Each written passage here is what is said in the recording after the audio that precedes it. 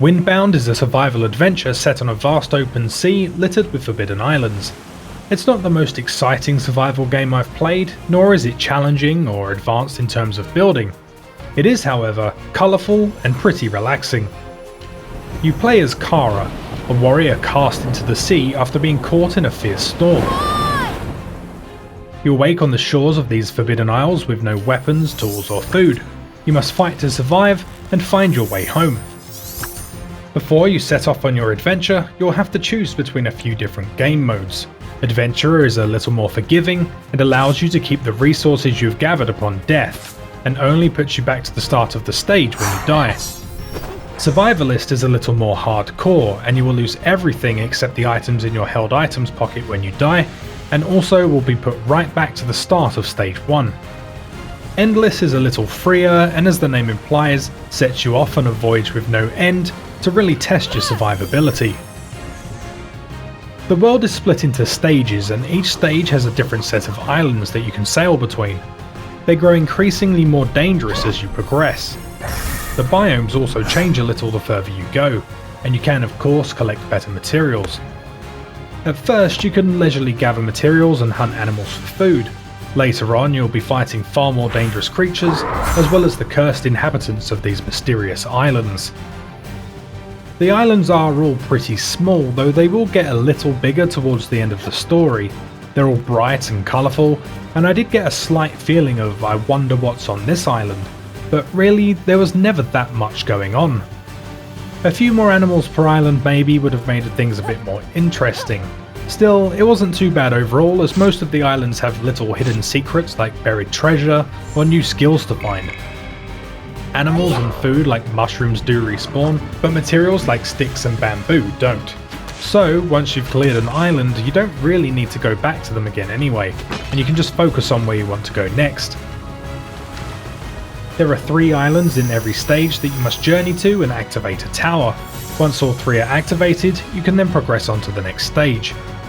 These towers were very easy to find and had fairly simple jump puzzles or obstructions that you must first clear, like rocks or vines. It's a simple mechanic, but it does give a bit of a goal to your exploration.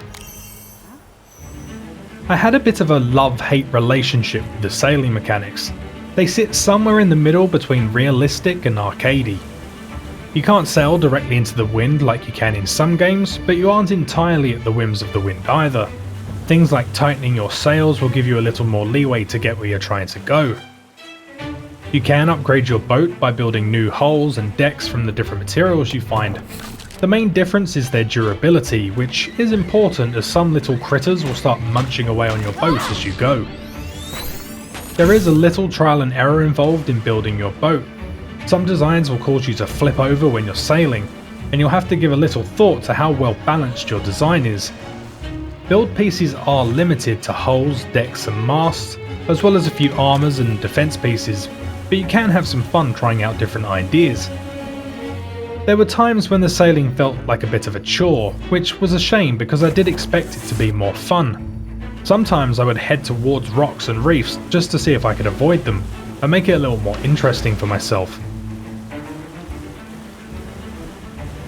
I didn't find the survivability too hard overall. There's food everywhere and it resets pretty quickly, so if you are getting low you could just wait for a few mushrooms to respawn. The stamina bar goes down pretty quickly, and I found that my stamina was actually harder to manage than my health.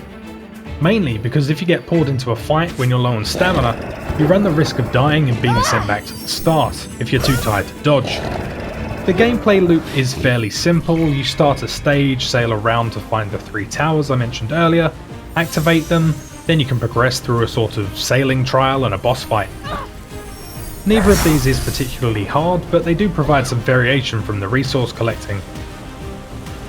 The combat was okay, but it did feel a little slow. The enemies themselves are fairly easy to fight for the most part, it's just a dodge, attack and repeat cycle. The trouble that I had was that it felt a little unresponsive. After I dodged there would be a slight animation lock. It actually got me killed at one point because I couldn't move away from the attack that I could clearly see coming. There are new skills and some special weapons that you can unlock by exploring the different islands scattered around each stage, and some are more useful than others. I personally settled on a combination of the quick dodge skill with the witch's staff, which has 3 light orbs that home in on enemies to do damage, and this combo made me pretty much untouchable. This was a safe way to go and it stopped me from having to restart from stage 1, but it also made the combat a little too easy, and towards the end I started using other weapons like bows just to make things a little more dangerous. There are also special blessings that you can choose to activate either at the end of a stage trial or upon death, and these boons will give you special abilities like the fast dodge I mentioned earlier, or special armors that can make you invisible to enemies or make crafting potions cheaper, to name a couple. You can purchase these using sea shards, which you'll find hidden around the islands, mainly Zelda style in little clay pots that you can break. Overall, Windbound wasn't a particularly exciting experience, but it was a relaxing one.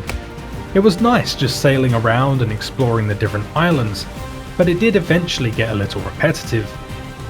For me, the most interesting part of the game was the boat building, and coming up with different designs and seeing how they'd sail. It's not a bad game, it runs well and it looks very nice. I just feel like it needs to be filled out a little more. Perhaps a bigger map for each stage with more islands would make the exploration more enticing, or some variation in the weather patterns to make sailing more exciting. I would say if you're looking for a relaxing game that doesn't take too much thought and will just let you look around and build a few things, then Windbound might not be a bad choice, but I would definitely wait for a sale before buying it. That's just about all I have to say on Windbound. I hope you enjoyed the video, please give it a like if you did, and as always let me know your thoughts on the game down in the comments. That's all from me on this one, see you in the next one.